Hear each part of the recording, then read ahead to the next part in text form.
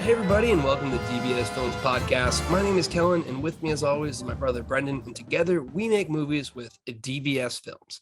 Today we're going to be talking about The Devil in the Room. This was our 8th movie, and it was actually the final one of what we lovingly term them as the Hateful Eight.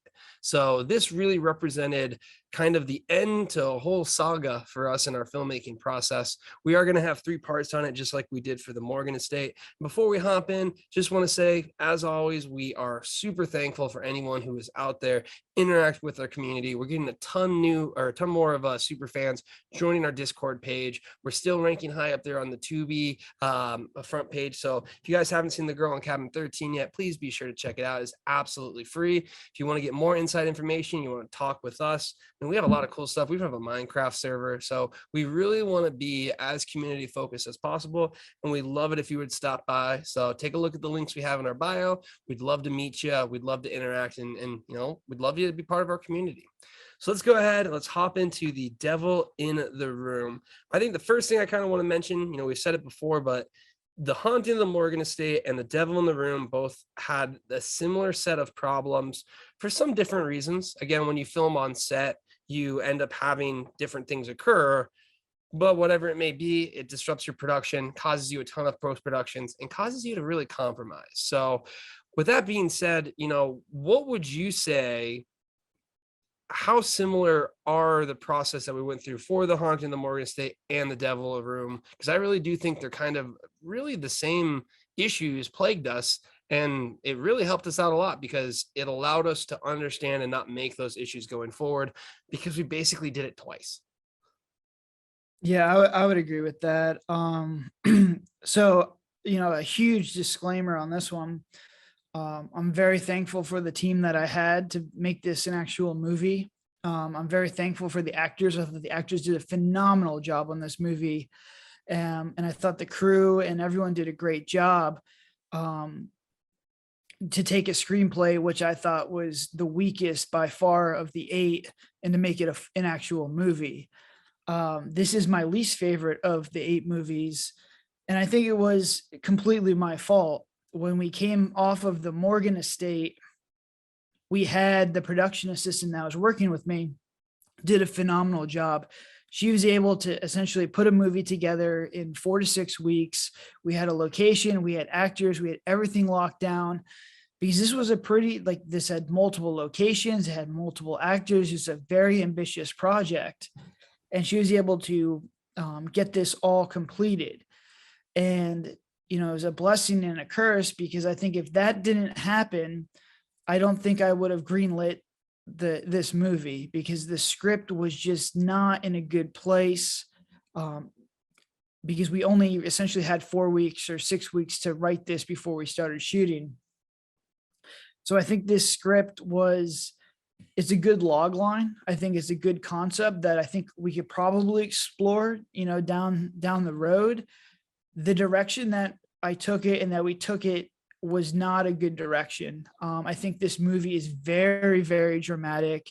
It's very character based, and I just don't think it's very entertaining. It has a lot of pacing issues. Some scenes were it's almost just like a drama with a little bit of horror thrown into it.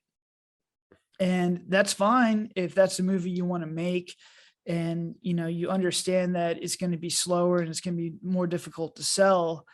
But for this one, I really thought we were getting a horror movie in there, and it just turned out completely different than what I thought it would be. But I sort of had an inkling with the script. I always remember there's 3 times when I've really had some self-reflection, through the Hateful Eight. The first time was off the set of The Invited, when I was sitting on Kel's bed thinking like, oh my God, like that was just absolute hell.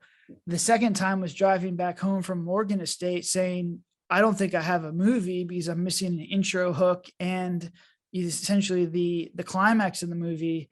And the third time with this one was, I remember we had stayed up late. We were about to shoot maybe 3 or 4 days later. So this was like a Sunday or Monday night, and we were about to enter shooting, and we were at my apartment. I think it was myself, it was Kel, and we had our production assistant with us. really trying to go through this script and, try and fix up a lot of things, a lot of plot holes, a lot of issues. And we did to, the extent that we wanted to. But I just remember going back on my balcony and I was like drinking some whiskey, reading the script again. I'm just like, man, I don't have a real good feeling about this one. But because the production assistant did such a good job of setting it up, I was like, you know what? I'm just going to chalk this up as a learning experience. And sometimes, after the 7 that I had done before, I was like, you know what, maybe, I'm just too pessimistic, or I'm not, I'm just beat down a little bit too much, and this movie will be fine. So I was like, all right, full steam ahead. Let's just knock this out, take what we can from it, and maybe it'll come out better. And unfortunately, I think that this one just suffers from a lot of pacing issues, suffers a lot of character drama that's just unnecessary. And I do think the concept is solid. I really like the concept. I think the blending of sleep and reality is very scary. I think sleep paralysis is super scary. I just think the direction that we took it and how we had to address a lot of plot holes, I think this is a big time indie mistake where a log line seems like a really good idea, but until you really flesh it out, you don't start to see a lot of mistakes, which is why we always say, better than a log line is having a script, better than the script is having a finished product. So I think that's definitely the lesson that we learned from this movie. Yeah, I think this one, honestly, to me, reminds me the most of The Invited. And disclaimer on my end, back to one of my biggest principles in life when it comes to things that are creative in nature and just taste in general. Each person has their own opinion, and The Devil in the Room is actually my favorite of the Hateful Eight. I think I really enjoy the concept of it, blending of it, but to me, it was just we didn't have the budget and we bit off too much than we could chew. I think we always had an inkling that this was something bigger, but to me, the concept and how it works at the 50K level is completely different. I think one of the major issues it suffers from is special effects being lacking, because like where we were taking it in the direction, this was a demon, these were dreams. We just needed more of a scare and a hit. So I see a lot of similarities from The Invited in the sense that we thought we could do a lot. I think we were pretty hyped up on the fact that we had, Into the Forest and the Suicide House. And realistically, the Morgan Estate, since it was a thriller with only a ghost, so we just kind of put like white makeup on her a little bit, there wasn't anything too difficult to film. Whereas with The Devil in the Room, you introduce Frank the Demon, who is now an icon of DBS films. If you're watching on the YouTube channel right now, you can actually see Frank right next to me. We got a lovely drawing of him. But it's always a risk when you introduce something like that. And in The Girl in Cabin 13, we kind of hit in the middle because we had masked people. But to say something is a sleep demon, you gotta do a lot to make sure it doesn't come off as me in a mask, because that's all it was me in a mask and kind of like a robe there. So I think that's where it kind of suffers, but I just love the concept so much. And what I really like about it is I think at that 50K, at the 100K level, because we can do dreams and because we can just blend reality, it's a very doable concept, and one that I will continue to push for. So there's a lot of different factors, and again, my brother's right with what he thinks and I'm right with what I think, and the ones, and that's what I love about having so many of them. And even just talking with the super fans, because like I said, I hate on the Haunting of the Suicide House all the time and people love it. So it really is what you take. But I think we were moving fast, we had high expectations, and we just bit off more than we could chew. Do you think that's kind of how, if you had to look at it, do you see it similar to what we did to ourselves with The Invited? Yeah, I think that the beats didn't really hit on this one as well. And like I said before, it's just a lot of, I think we were really stuck on the feedback that we got from the found footage movies was like, you need more character depth. We want to know more about the characters. We want to know about their story. And I think that we brought all that feedback and really tried to do it in both Morgan Estate and the Devil in the Room. And this is a character drama, is like really what it is. And you could pull them off. The Babadook did a great job with it, but man, for an indie to do it with the lack of experience that I had, that's a tough pull, man. That's going to be very difficult to pull off. So I think that, keeping pacing in there and giving the audience just enough to keep them interested is very difficult to do. You have to have a really good screenplay. And like I said, we only had 4 weeks to really turn this screenplay around. And, I didn't have anything else. Like, we had really used all the really good concepts that we really liked, that we had ironed out. We already had used them. I had pulled the writers off this project because the publishing business was having to slow down at that time. So it didn't have as many eyeballs on it. And I don't think we really got a lot of feedback on it before we started shooting. So I think that, it was completely my fault for not getting a better screenplay on it. That being said, I do like the concept. I think it's a great concept. I just think the direction that we did, and the direction that we went for wasn't the best direction.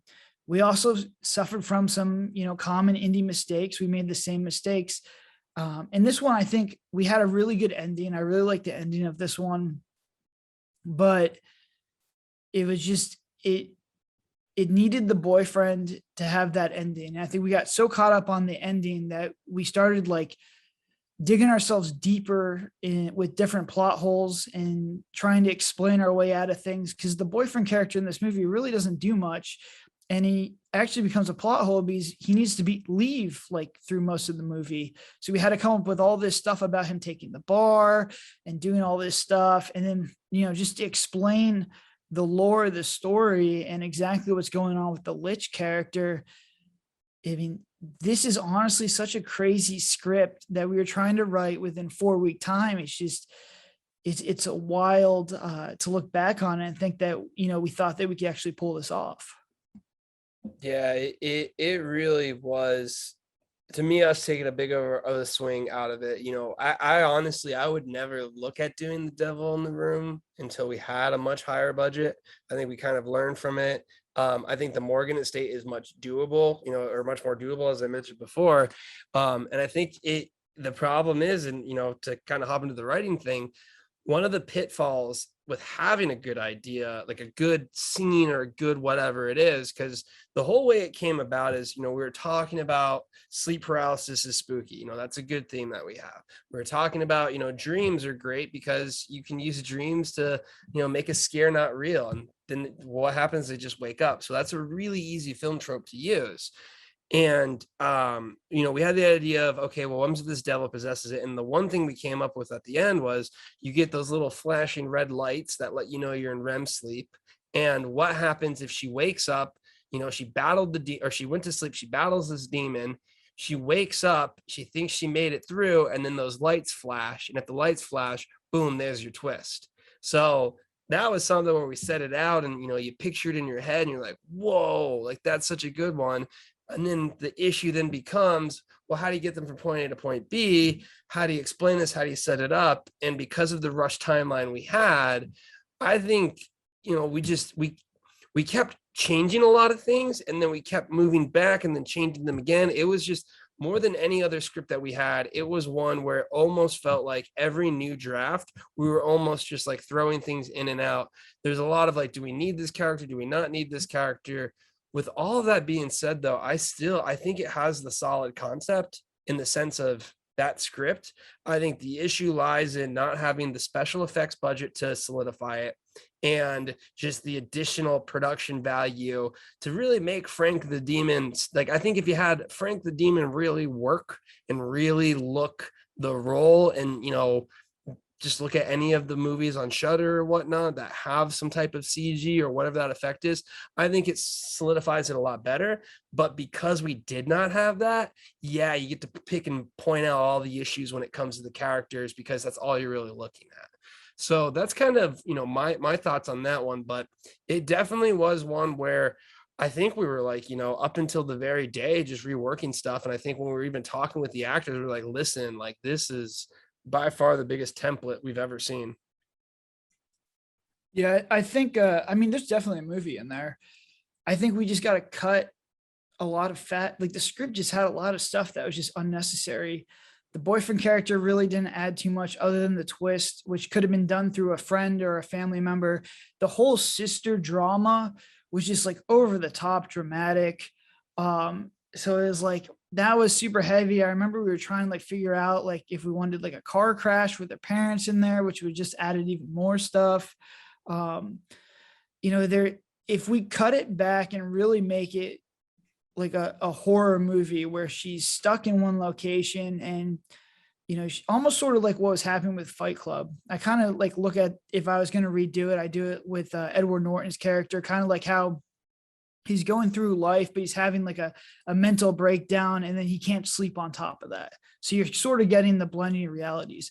I think if we had taken that and, made a cleaner, more lean screenplay with that concept, I think you could have done it. I think for whatever reason, we just added a lot of drama to this one. There's super drama, like right off the bat, with the boyfriend and her, because her sister's dead. They have to go, they have like a couch conversation. Then it's heavy drama when they go to the sister's apartment. Then it's heavy drama when they go to the therapist. Then it's heavy drama when he comes back with the boyfriend. And then she goes and meets Dr. Goubeau. So there's a lot of these heavy dialogue drama scenes that you can have those, but we kind of missed on the pop scares and the actual, like what Kel was saying, the production value of it. So, you're having 6-7 minute long drama scenes with a lot of like emotional elements to it, and then like a 30-second pop scare, and then another 6 or 7 minute exposition scene. So I think that really like made people kind of irritated. And I think the people who are looking for a horror film started to watch this and they're like, well, this really isn't a horror movie. This is like, a girl going through a traumatic time in her life and a lot of drama with just like this like layer of sleep paralysis and a possible demon. Because I really don't think that Frank really does anything until maybe halfway or a little bit past the halfway part of that movie. Kind of pops up around, but he doesn't, it's not really clear that he's like a threat. And I think that the people who are looking for a horror movie turn it off pretty quickly, because they're like, this is just a drama with a girl trying to deal with the loss of her sister. That's definitely what I point at too, because the reason I like the idea is anytime it's like tragedy and loss like that, you can blend the lines. And to give you guys a little idea on the backstory, so basically The Devil in the Room, it's about the lead female character, her sister. The intro, we see her end up taking her own life, and then that's when we pick up in the character one. But what we do is she's basically the sister in the intro. She's saying, this isn't real. Don't believe it. He can't hurt you. So we don't show Frank whatsoever, as you were saying. We show her with red contacts in because Frank has red eyes, and we use that as a plot point to show, at the end in the climax of the twist. But you kind of are like, okay, that's kind of interesting there.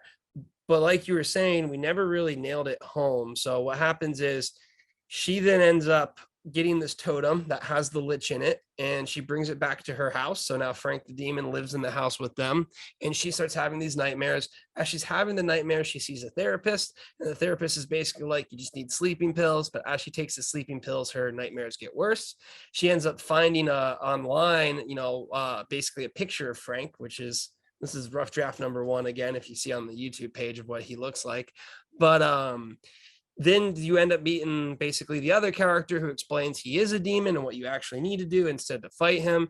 So as you can see, there's a lot of development and plot there, but the whole time, every time the demon shows up or the scary nature to it, it's just not there. Like, to me, if you added about 25-30 minutes of pure special effects and like dream issues and stuff like that, like, it's sleep paralysis. I mean, you give me a budget and sleep paralysis, I can basically paint whatever I want with what he does. So I really loved that concept, because I think in the writing process, I think we always try and explain why things are happening within a budget that we can do. It's usually, well, if we do this, and we have to do this.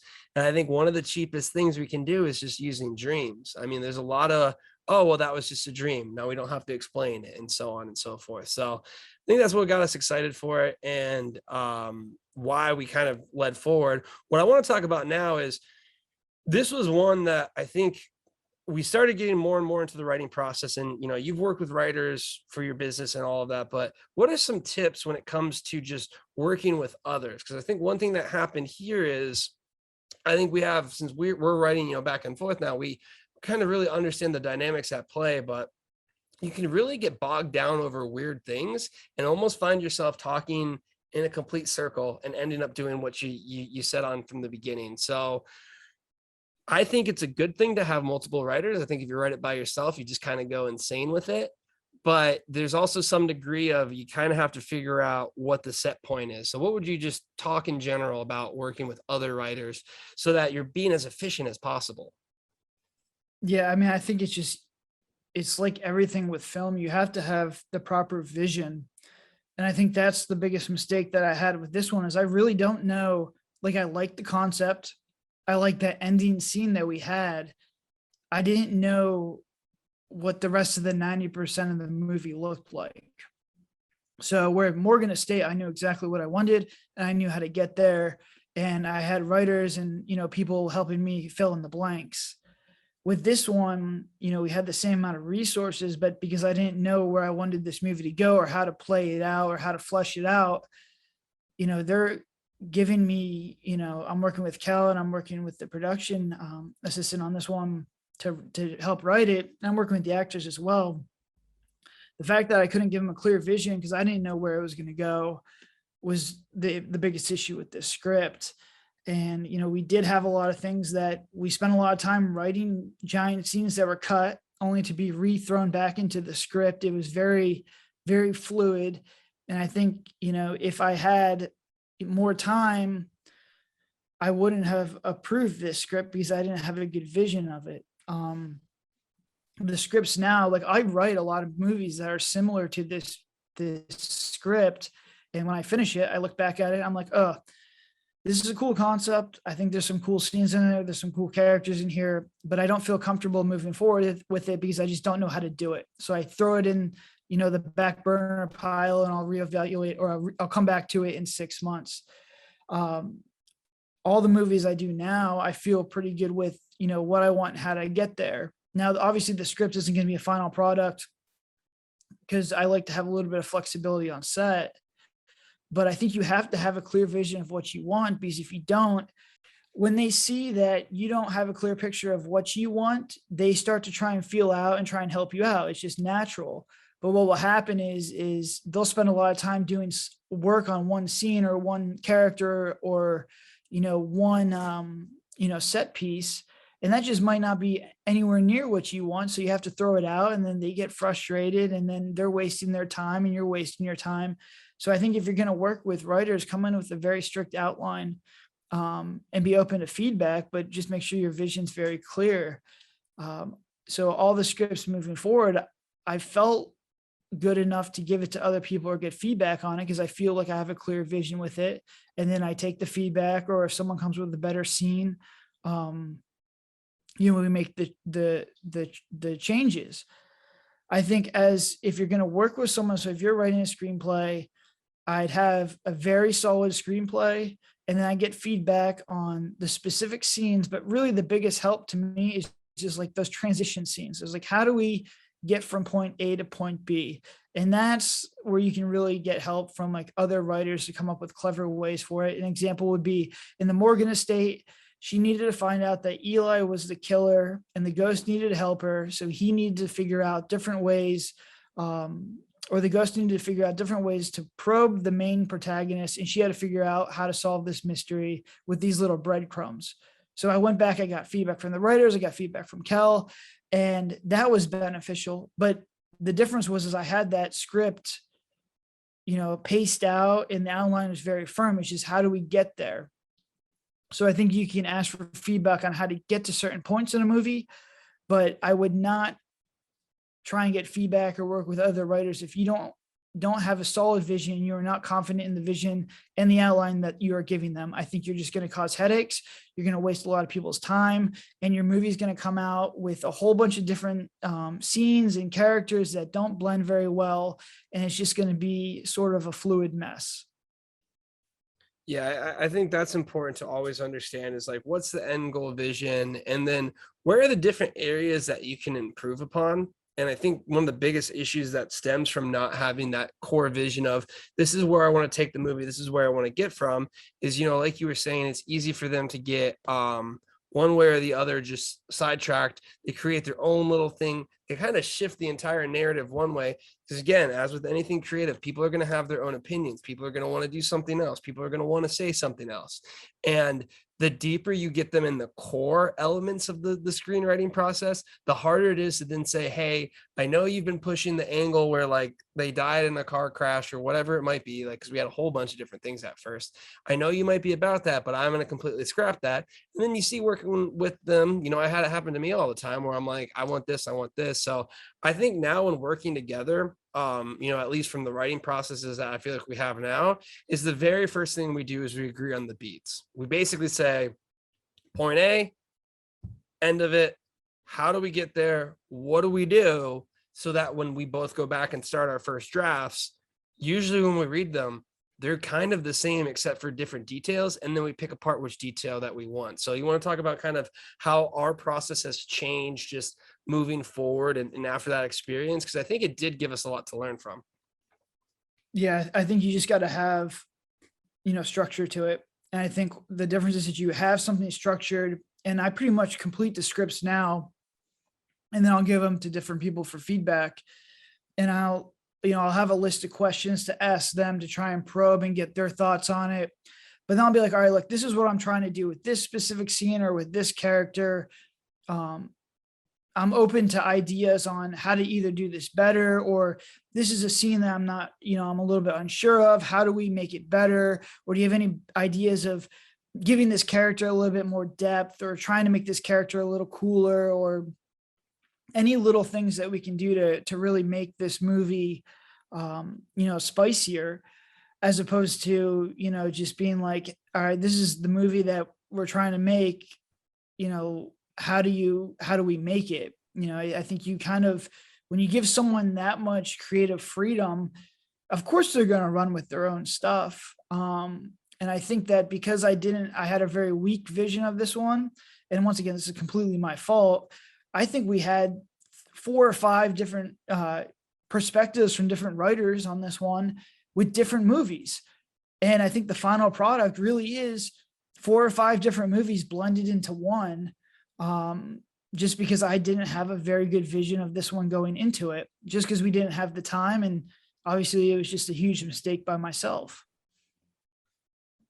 Yeah, and it goes back to us hopping in, being a little bit too aggressive and eager with just pumping the movies out. We really just humming along for that year. So I think, again, we get a little bit caught up. When that happens, you end up things sacrificing. I will say, though, we did carry over what we learned going into the Morgan estate with the Lich. Again, it does get a little unclear here or there with some of the background, but we do really a good job of setting the stakes. We have multiple times where they sit them down and you at least understand the sleep demon, and you at least understand the choice she has. And what basically will happen, because at some point does she take the pill or not? And I feel like we, for the first time, kind of really had not for the first time, because again, the Morgan estate sets it up the same way, but you're starting to see, as we mentioned in the last episode, when you understand things that do work, you take them throughout the process. Because I will say, to me, Haunting of the Morgan Estate, Devil in the Room, they have very clear checkpoints in the sense of boom, boom, boom, to reestablish the plot. Now, sure, the plot might be a little unclear and we're throwing things in at each one of the checkpoints, but we still basically take the temperature of our audience just to remind them. And I think that's super important to do as any kind of screenwriter. Always understand you have to reiterate the plot as much as possible. I think the real main takeaway from this one is we took essentially a world that we created from scratch. So we have this Lich character. He's in the dream world. We have like a totem. We have all these rules and all this stuff to explain to the viewer, like what this is. This isn't like a shapeshifter where everyone knows what a shapeshifter is. This is essentially a new character that we created ourselves that has set rules. It works in a world that has set rules, and we have to explain all this stuff. That is extremely difficult to do. And I thought we actually did a really, really good job of explaining and keeping the audience on track with what we were doing. I thought the Dr. Goubeau character, the crazy scientist guy, did a really good job of explaining one side of the story. The therapist did a really good job of explaining the other side of the story. So, I mean, looking back on it, to take an extremely, extremely difficult plot with a lot of multiple characters and a lot of moving pieces, and to break it down and explain it to the audience so that they understand what it is and what is going on, was actually really cool. And I think that was something that we did a really good job on this one with, just because of how difficult it is. And we were really set up to fail on that one. I think, looking back on it, it's pretty crazy how we were able to keep the audience understanding what was going along, which is usually a big indie problem. Is a problem with a lot of our earlier movies, was people just didn't know what was going on. And that was with a much simpler plot, much more basic movie. So the fact that we were able to take this very convoluted plot with a lot of moving pieces and, break it down and explain to the audience, I think was like a milestone in screenwriting for us. So I was really proud of that. And I thought that was like a bigger takeaway from this movie. Yeah, it definitely is the case when you see, the finished product and how everything turned out for it. So we're moving forward, we're continuing up the pace, and I think that's where a lot of it suffered, was not having that clear vision. Because I mean, realistically, in my opinion, we never even knew what the climax was going to be. Like, we knew the twist, but we didn't know how we were going to do the climax. We weren't really planning out the special effects or those things. And if you look at like our development with The Girl in Cabin 13 now, and moving forward, and what we do with The Haunting of the Murder House, we practiced the special effects. So, that was something where I think we missed out on those ones because we weren't really sure of it. And, I think you're a little trigger happy, as we said before. So we kind of got everything into gear and we started moving for it. What I will say though, just at this point in time, having all the writing experience that we have now, I think we started to really understand, what you really should be focusing in on a story and with it. Yeah, we did miss some things here and there, but like, you compared The Devil in the Room to, The Invited, or some of the earlier ones, we started to really clarifying, what the purpose of a script is. And we are going to have a full episode on this going into the writing side of things. But real quick, I just wanted to get, at this point in time, more than any other ones, we started to understand the script's really just that blueprint. It's just that outline for it. Now, if you're a writer and your whole finished product is your script, well, then yes, you definitely want to go ahead and make sure it's polished up, make sure it presents your story in the best rights, because that is when you're selling it. But if you're in our shoes and you're just using it to get the finished product done, it's not too necessary. So what would you kind of say, how have you adapted and seen the script and just the writing process now that we've been through this and we're in our final Hateful Eight movie? Yeah, I mean, I'm definitely more flexible. Well, I'm more flexible in the last two that we did, just because I think it gets a more natural performance out of the actors. And I understand like compromise, and I knew things are going to happen. So I'm more flexible to it. But I think you still have to go in with a solid outline. You have to go in with a solid vision. And to, hone in on my point of, we didn't really have a lot of pre-production on this one. And the vision of the script wasn't very apparent. So like when the actors came on set, they were asking me questions. We were going over the script a little bit. And they're like, well, how campy do you want this movie to be? And at that point, I'm like, oh my goodness, like if they can't get the fact that this is a pretty serious, heavy movie, and they're trying to think it's like a campy 80s horror movie, we're on completely different planes of, what we're trying to get out of this movie. We have two different visions. And man, you should always be aligned with everybody on your set. You should always know they should know exactly what you want.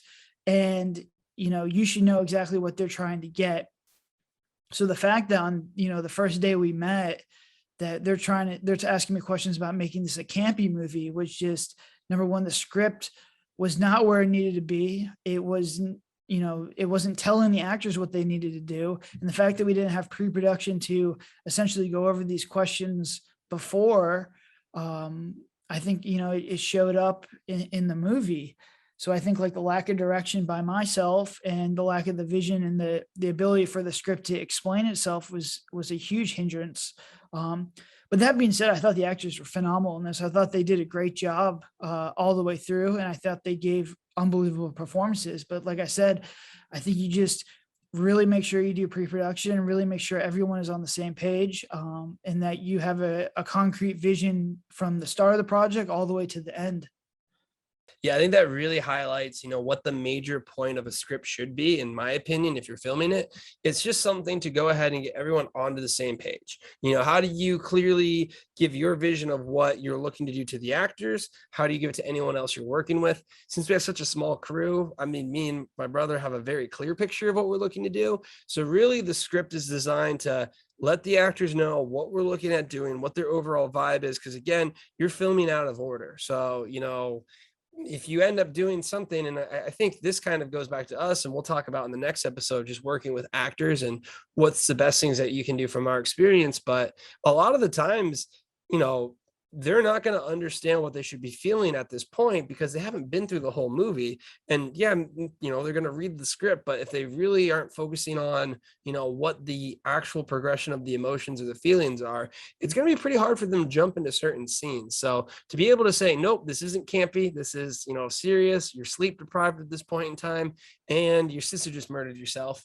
Those were the things that we really needed to kind of highlight and get across, because a lot of things like dialogue or like action, I mean, we're not going to know how to film that until we get to the actual location. We do have some scouts and we're taking a look at the areas there, but for the most part, it's photos, and you're kind of like that. You got to sit there, you get everyone in the room, and you go, all right, how do we film this scene knowing that this is what we need to do?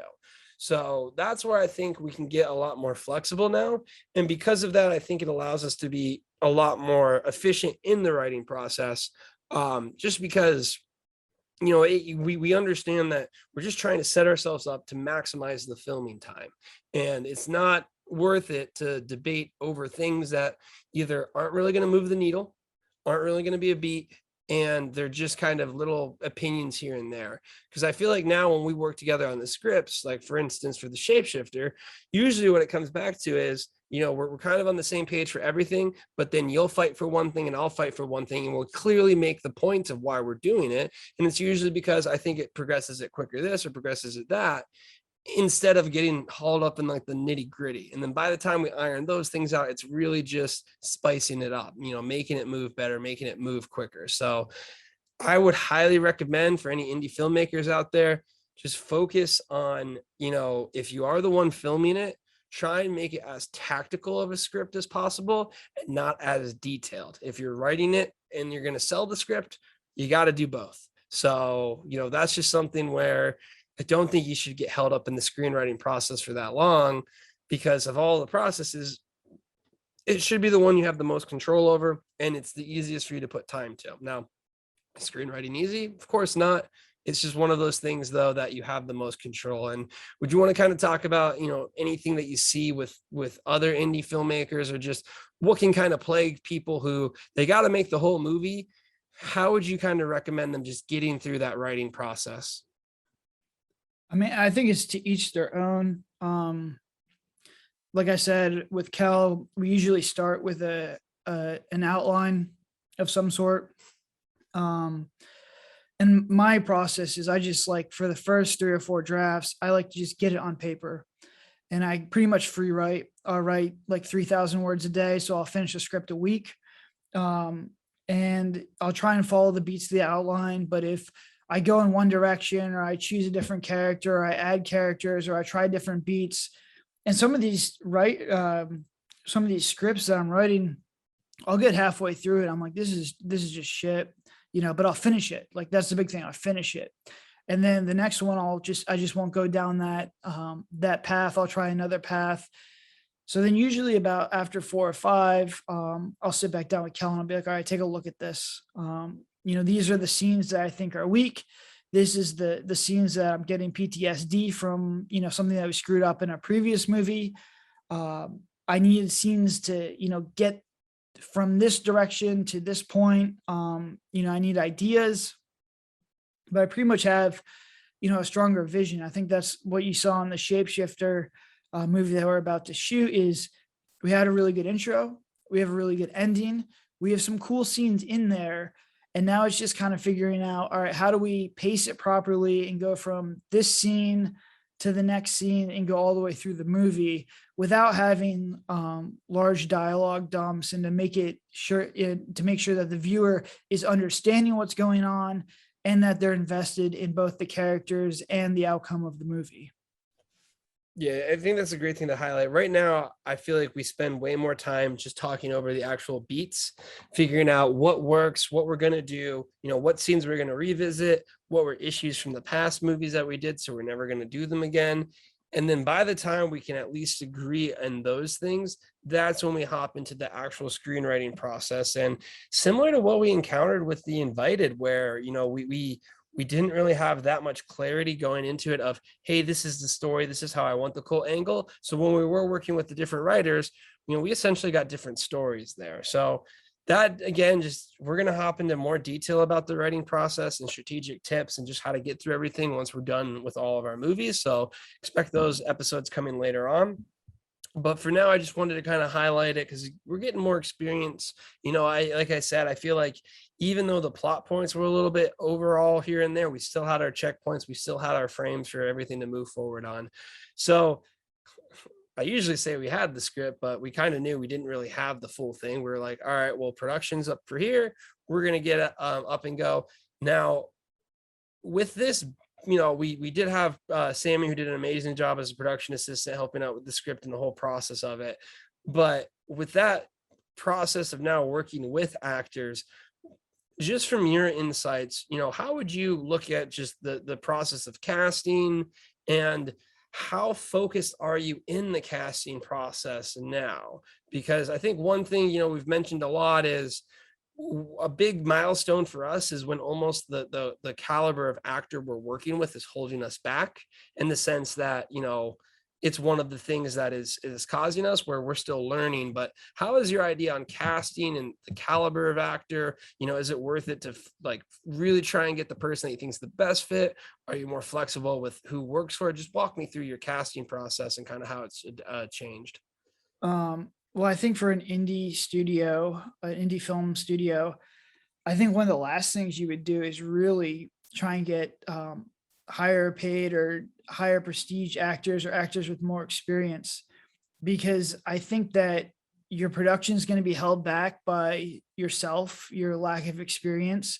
And you could take, Oscar award winning actors and put them on all the movies that we've done, and they would still be not very good movies. I think you have to really learn the process yourself. You have to understand and make mistakes, and understand how to not make those mistakes again before you can really, scale up actor wise. We had a whole bunch of actors, from actors we found at the local film school to actors that we've flown in. And I don't think you could, if I gave you a blind test and showed you, their performances, I don't think anybody could really figure out which ones are which, just because the problems lied with myself and the production, just being new to filmmaking. So I think, you're kind of giving a lot of actors, and I feel bad for actors that are in indie films, just because any kind of issues with the screenplays or pacing, or just, dialogue is very, very difficult to write. So you're getting dialogue, you're getting lines that are just difficult to say. You're getting characters that are written that aren't very good characters, and they immediately go for the actors after that for feedback. I'm talking about reviewers, when really it probably wasn't the actor's fault at all. They're just, the screenplay was tough. It was a tough set, it was a tough screenplay, it was a tough script. So I think you have to get those kinks ironed out on your own time, and you have to learn from your mistakes, and you have to really just hone your screenwriting process. Each movie, we get better dialogue, we get better pacing, we get better at the whole project. But I mean, I think if you're an actor, I think you just got to take any projects that you can to just get experience as well. Being behind cameras is super intimidating, and I think I can tell the actors who have more experience as far as behind the camera, because they can hop right into it. They can start right away. Day one, they don't really need to get warmed up. They're just more comfortable. And I think that that's the biggest difference is, how comfortable they are behind the camera. And that just comes with the experience. So if you're an actor out there, I would definitely say take all the roles you possibly can, try and get as much experience behind the camera as you can. But if you're a director or if you're a producer or if you're a filmmaker, I think you can really hone in on your production and really work on making your screenplay and putting that extra money behind the production, as opposed to really trying to fly out A-list actors. Because I see it all the time in indie films. They'll have really, high budget actors that I've seen in a lot of other stuff, and they come in there and the movie's just flat. And it's difficult. It's difficult for the actors and it's difficult for, the production. So I definitely say, if you're an actor, do as much stuff as possible. Try and really get comfortable behind, in front of the camera. I think I just kept saying behind the camera, but in front of the camera. And if you're a production team, I would really just make sure that you feel comfortable and you have experience working with actors, you have experience on the set, and that it can run professionally, and that you feel really comfortable with what you got. Then you could probably look at scaling up actors. But I think there's other ways to spend your money that will make a better movie than trying to get the A-list actors or people who can, provide prestige to your movie. Yeah, I mean, really, you want to look at it as almost kind of your tools and like, how nice of a tool do you actually need for your skill level? So I think one thing, it is a double-edged sword because having name talent in a movie is a great way to promote your indie film. But on the other end, it costs a lot of money, and not being able to take advantage of that talent can end up, just being not worth the amount that you're going to spend in it. So I think at first, working with the actors, I really think you would almost look for people who are more enthusiastic and looking to work harder than someone that you might think is, oh, well, this person looks like this or this person looks like that. Just because, again, you got to understand, more so than the actor and what they're doing on set, their overall mentality, if they're going to be able to make it through the project, if you need to do reshoots, all of these things are way more likely to come up and occur. And with that being said, with them coming up and occurring like that, these are all issues that would be way worse than a performance being slightly better or slightly there. And I always say that our actors, I feel like they get a ton of flack for just our errors and our production issues, because you're the one in front of the camera. You're the one that's standing out. You're the one that the audience sees. So a lot of times I feel like whether you have a good performance or not, you're not being set up really when it comes to having the different errors and someone sees you as an actor there.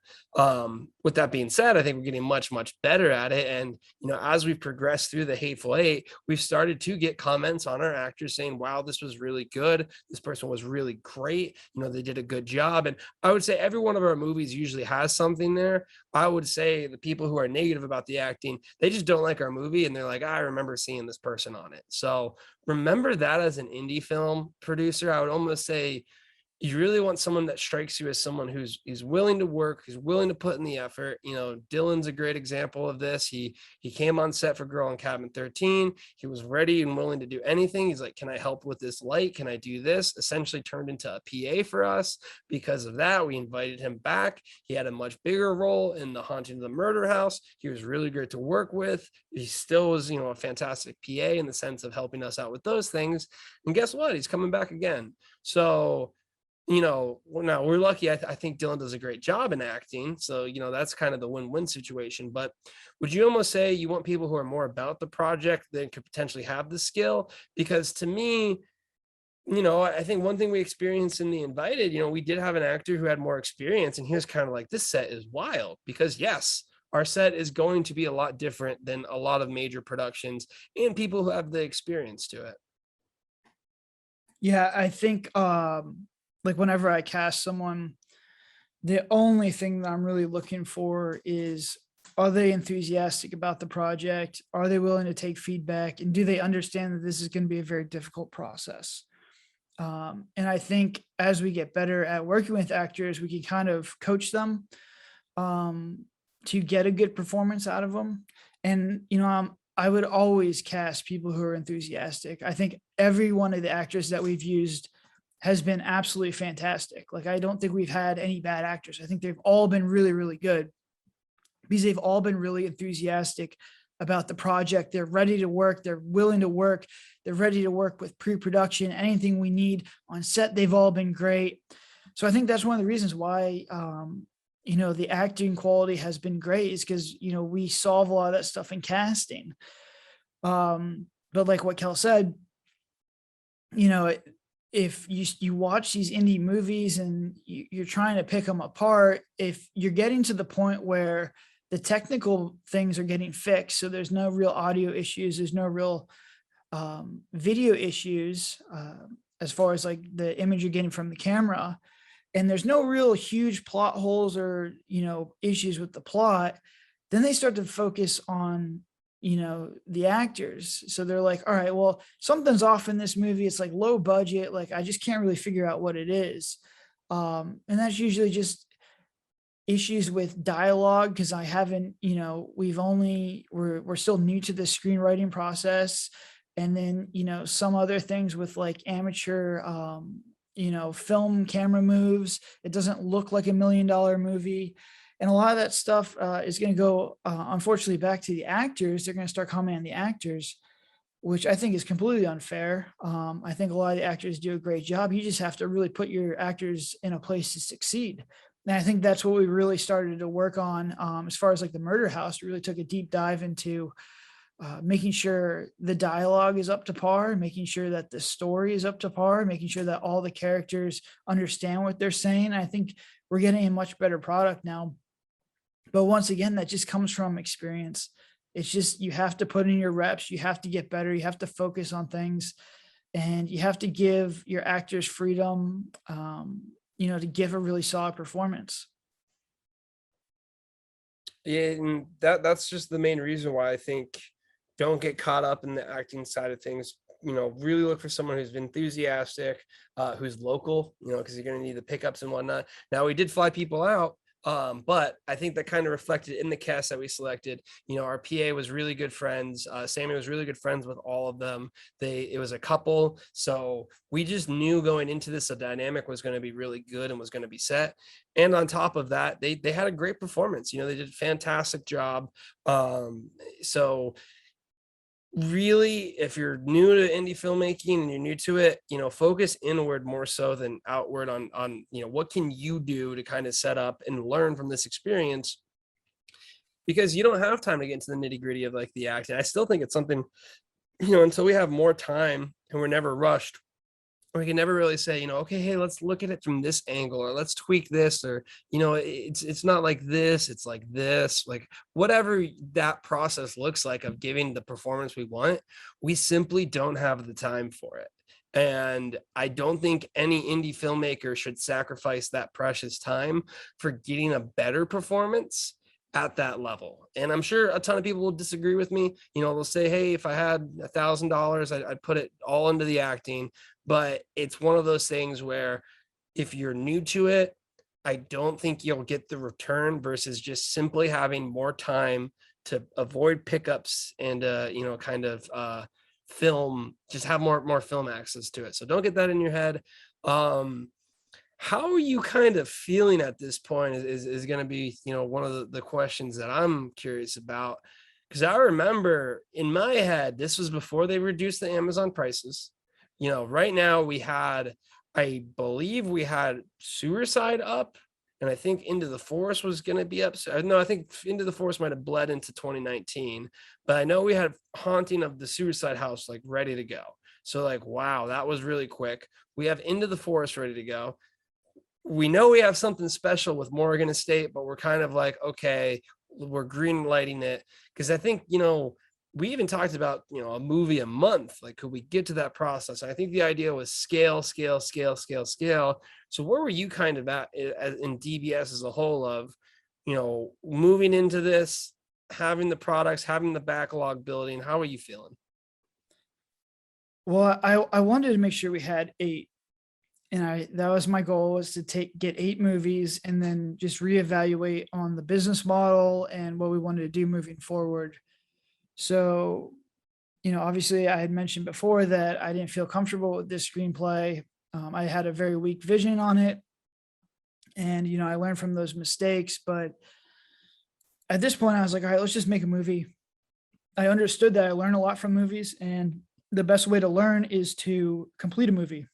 So I was like, all right, I may not feel as comfortable as I should with this script, but let's go ahead and do it, because I'm sure there's 3 or 4 scenes in here, or, there's going to be something in this script or in this process that I'm going to learn from. I'll view this as my tuition. I'm very comfortable with getting a movie uploaded at this point. So no matter how it turned out, it's comfortable that I'd upload it. And this was just a wild card. I felt comfortable with the actors. I think that the actors were good.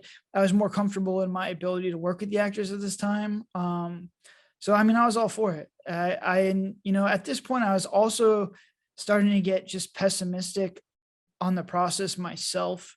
And I think that I was kind of like, all right, maybe we're worrying a little bit too much right now. Maybe we've just had some bad luck, was like kind of like what I was thinking. It's like, maybe we just had some bad luck. And really, as a filmmaker, you never know if your next one's going to be the big one. You never know. Every time you make a movie, you're essentially writing a lottery ticket, because even if the finished product isn't that good, all it takes is one scene or one little cool element or some producer to see it and be like, hey, like, I understand what you're trying to do. Let's remake this. Or if the distribution company's like, hey, like, we really like this, it sells well, let's make another one, or we'll set you up to like a distribution deal before the movie's even shot. So really you're scratching off these lotto tickets. So you never know what's going to happen. So no matter if you feel good or bad heading into production, just understand that you have a chip and a chair at the table. You just got to play it out and see what happens, and see where, how the cards fall. That's a great point. There's a lot of things that come from producing and moving things forward. And like, I would say, if you teleported us to after the Morgan estate, knowing what we know now, I would say, no, we would not do it. We would say, stop the devil. Let's go ahead and fix Morgan estate first, and then we'll move forward from there. But where we are now, we're not going to take back the devil. You know what I mean? We're going to basically say, hey, it was a finished product. We learned a lot from this lesson.